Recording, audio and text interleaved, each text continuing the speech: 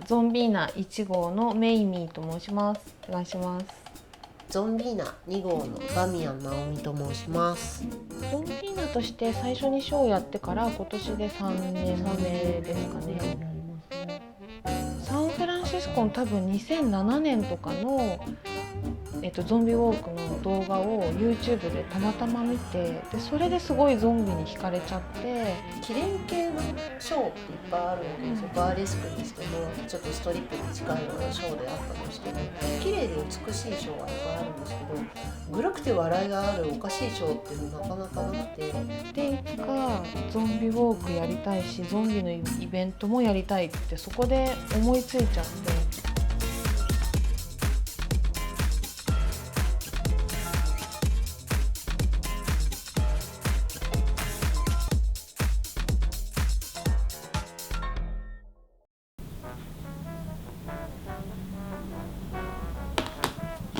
今傷を作っています。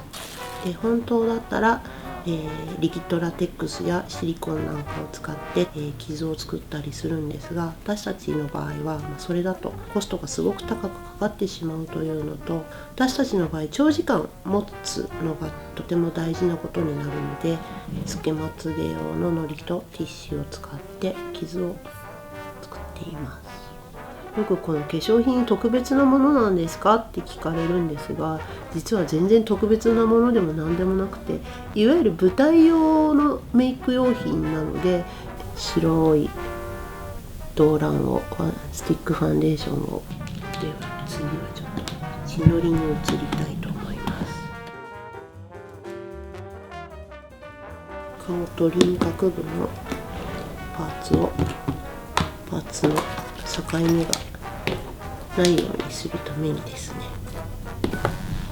包帯をいつも巻きます。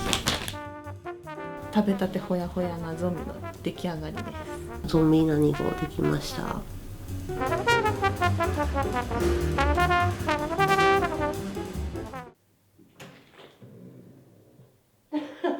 ってる。おはようございます。私たち毎月最終日曜日に六本木でゾンビバーというのをやっておりまして、今日はその日なんですけれども、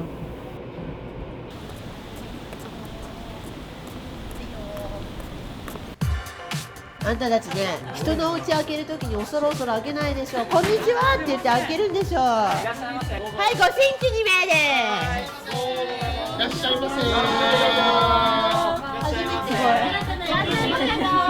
じゃあケニー。ゾンビバーはね、女性のお客様がすっごい多いんです。で女性客が多い理由は本当によくわかんないんですけど、基本的にゾンビ映画が好きだっていう切り口では来なくて、びっくりするぐらい表面張力使われてるけど、何メイクもしちゃう。しちゃう。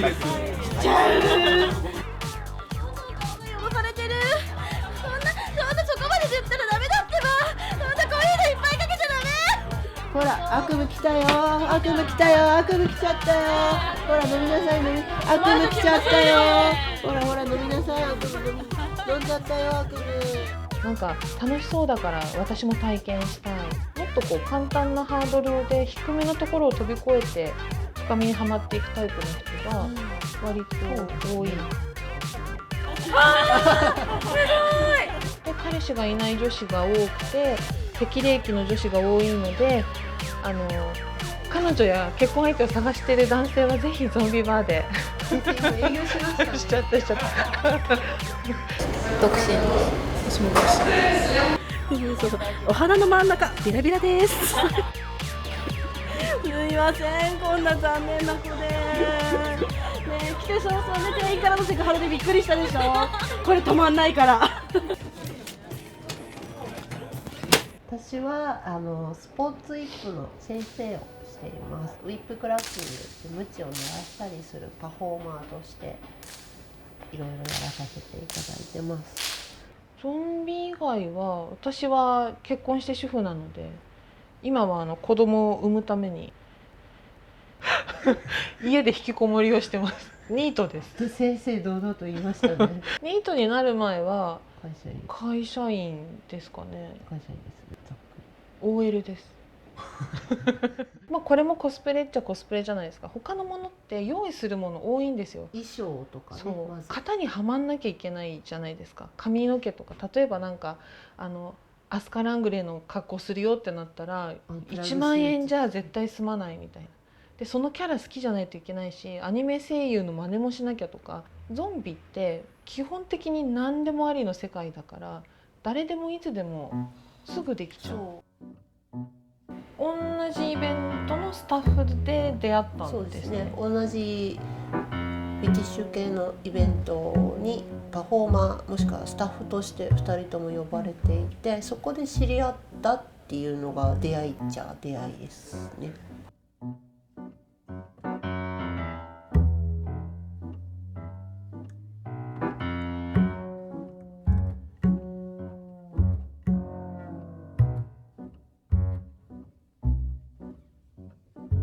38号のケニコと23号のつみちゃんはもともと2人ともお客様だったんですよ、ゾンビバーの。それをね面白いなと思うんですけど、38号のケニコに至っては何て言ったらいいんだろう、なんか変に落ち着いてる感があって面白いなと思って声かけたのが38号のケニコで、じゃああんた次のゾンビバー手伝いなよって言ったら手伝います、ぜひぜひ。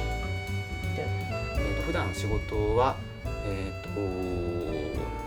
カスタマーサポートというお客様サポートみたいな感じで、サービスを利用していただいているお客様からの、お問い合わせだったりそのクレームだったりというものに、対応するようなお仕事をしております。クレーム処理なんかもあるんですけれども、やっぱりそうですね、ずっとやっててどうしてもどっかでどうしてもストレスが溜まってって発散したいなっていうのは出てきて、5時、17時を目安にいらっしゃいます。なので一応それまでは2席カウンターにキープして取っとこうかなと思います。大森さん、カウンター2席キープでお願いします。腰はいっぱい振っとこう。3日に一遍は出さないとどんどん死んでくんだよ、精子が。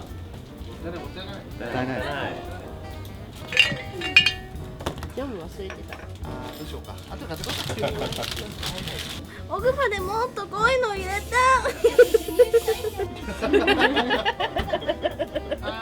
これは解毒剤です。解毒剤。ゾンビの解毒、ノンアルのカクテルですね。ありがとう。で、高さが合ってるか見てて。やっ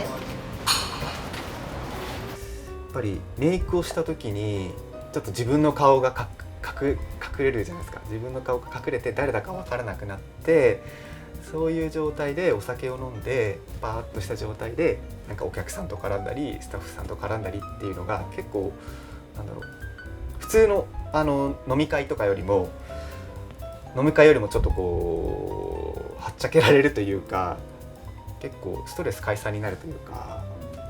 はい、ゾンビバーオープンしてます。お願いします。じゃあせーの。ぶっ込めてよろしく。すいません、通りますよ。いらっしゃい。いらっしゃいませ。いらっしゃい。はい、おー、でかい。チャージが1500円になるので。一番そのゾンビバーで個人的にちょっと魅力を感じているのが、お客さんにメイクをしてちょっと顔を汚してあげるとうわーってやっぱりお客さんの方も砕けてくるので、なんかメイクをしてうわーってやってるお客さんの姿を見るのがすごく嬉しくて。はい、ナイスゴールで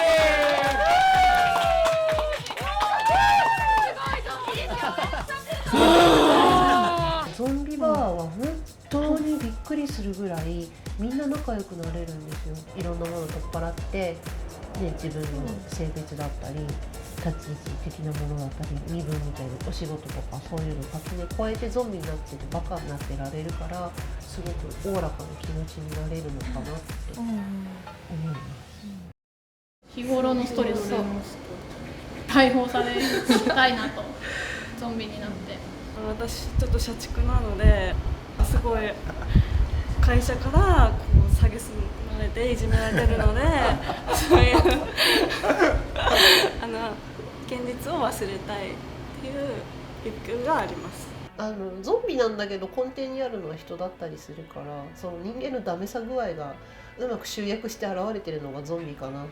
ゾンビがゆえにやりたくてもできない、やりたいのにやればいいんだけどやってもうまくいかないみたいな、そこはなんかゾンビの面白さでもあって、イコール人間のダメさ具合なところでもあるのかなって私は一応勝手に解釈してて、なんか人としてそ持ってるダメな部分をあえて光を当当ててててっていう、でそれを見てやっぱダメなとこあるよねって笑って全部それを消化していくみたいななんか感じですかゾンビになっね。ちゃうと気取ってられないんですよ、ゾンビだから。ちょっとねお顔にね汁気のあるものかかるけど我慢して言い方やらしすぎ。やらしすぎてね、そんなやらしいこと考えてんのやだこの人。こういうのって初めて？こんな顔にぐちゃぐちゃされるの初めてなんだ。いや恋人だよね。はい他人なんで、付き合ってるんだか付き合ってないんだかっていう状態で来た男女が人間姿で来て、その時はやっぱ距離があって座ってるし、いやそういう感じじゃないんですって冷たく言うんですけど、2人がゾンビになってキャッキャ言いながら iPhone で写真を撮り合ってるうちにしばらく放置して戻ってみるとめっちゃ仲良くなってるんですよ。もう2人だけの世界が出来上がってて、なんとかかんとかだよねとかうんうんみたいな、そんなんじゃなかったでしょあんたたちさっきまでって。いや別にいいんだよ。食べたきゃ食べればいいんじゃない？